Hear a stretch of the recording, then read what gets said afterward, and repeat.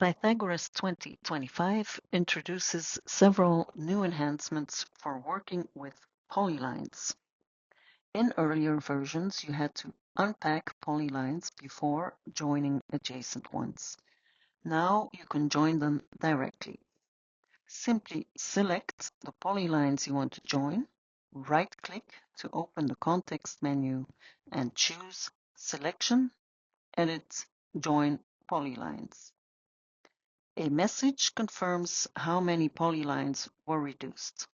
The result is one continuous polyline using the attributes of the polyline that was drawn last in your selection.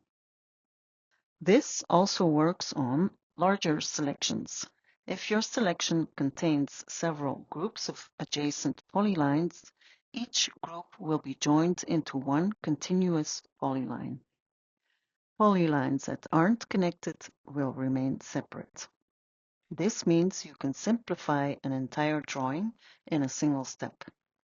Another improvement is the ability to close open polylines.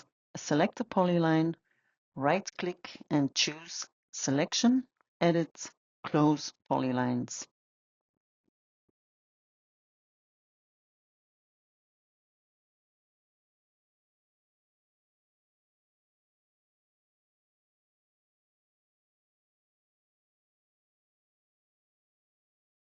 You can now also modify polylines directly using shortcut keys. Press Ctrl and M to move a polyline, or press Ctrl and double-click to edit its Z-height instantly.